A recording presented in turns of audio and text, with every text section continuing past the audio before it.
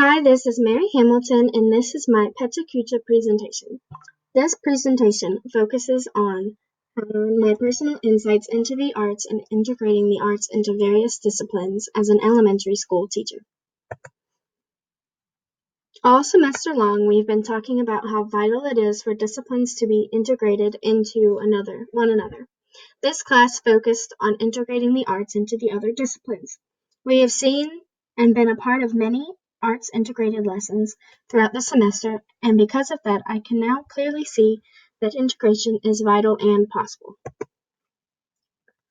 When watching the video I did my online research about, the teacher for the lesson talked about how integrating arts into the classroom makes lessons more meaningful to the students. I think that this is especially true when integrating arts into social studies and science.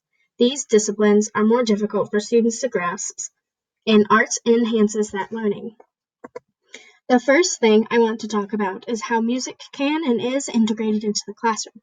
I grew up playing music, so I feel as if I'm very technically skilled in music.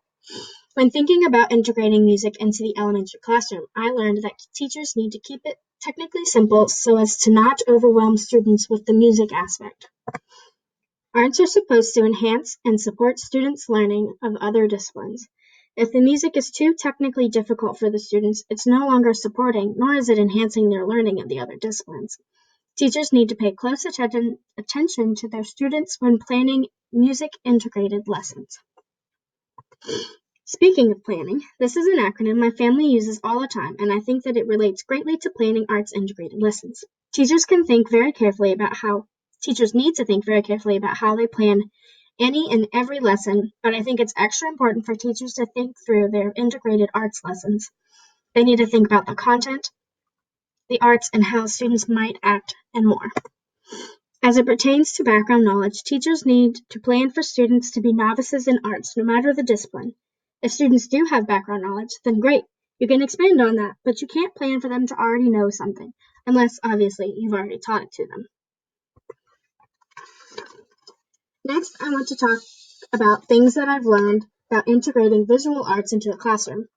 The first thing I learned is that students need time to explore the materials you give them. Teachers cannot expect students to know how to use the materials or what the materials will look like on paper. Give them time to explore and experiment.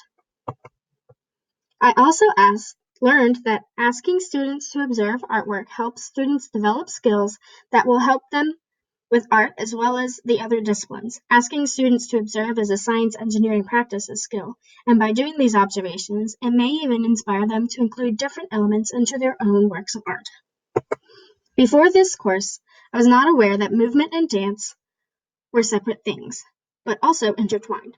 I thought that dance was just dance, like what you see on TV or in performances, but there's much more to it, and I learned a lot this semester about it through this class. I learned that movement is how you represent something using your body. It's important to teach students how to move their bodies and think about how they can move their bodies in new ways. Teachers can also teach students how to use the entire area around them as their canvas, thinking about the various levels, high, low, and medium. Throughout this class, I observed that the primary difference between dance and movement is how dynamic and full of emotion dance is.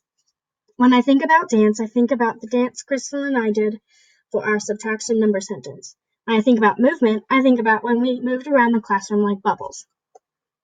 As for drama, I had already known about readers' theater, but was not aware of how integrating more theater practice into it can strengthen students' learning and help them develop other skills.